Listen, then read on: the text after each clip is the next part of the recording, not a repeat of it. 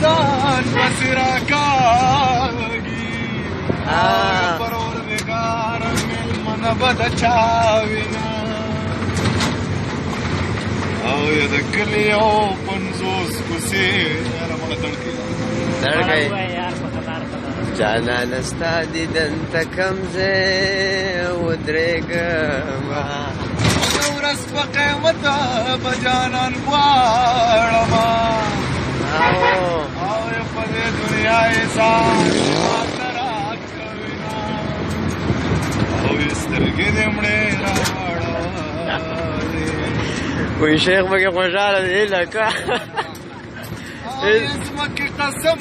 زمانه واخله او یا چې خاورې نه کې د جانان ښایسته لاسونه او ځمکې قلم بې زورور خوندې او زلمې خوندې کې رالېږې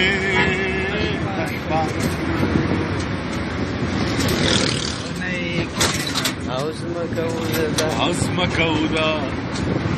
اسمانو ته دی ټول جهان جهانو ته دی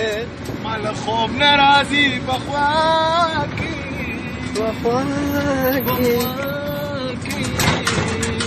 جانان جانانو ته دی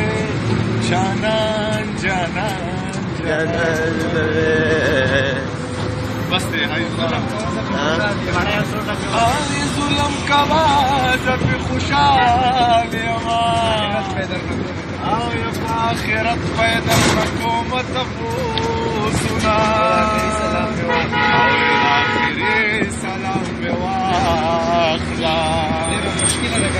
او ډېره مشکله ده کوشي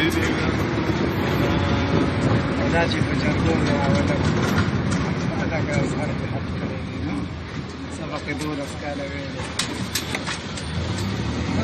سبق 12 کاله ویلې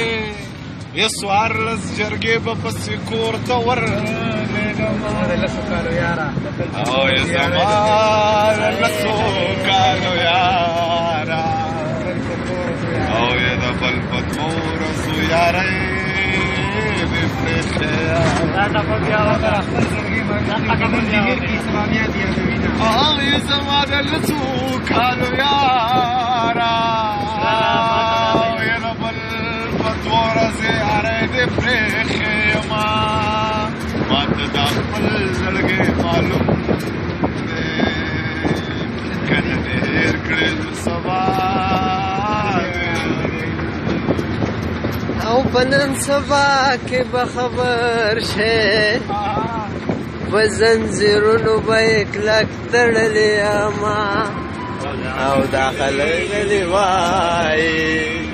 د ضمیر خان ضمیر مضمون د انګلي دینا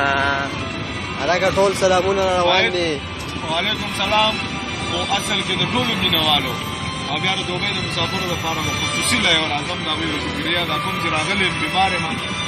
نو بس دغه خبرې صورتي کې دا استراحت نه راغلی زما نه تپوس نه دی کړی او انشاءالله چې د دوبۍ د مسافرو دپاره د ټولو مینهوالو د ټولو پښتنو دپاره او د دوبۍ د مسافرو دپاره به خصوصي لیور اعظم انشاءالله او والسلام د دوی الله په امان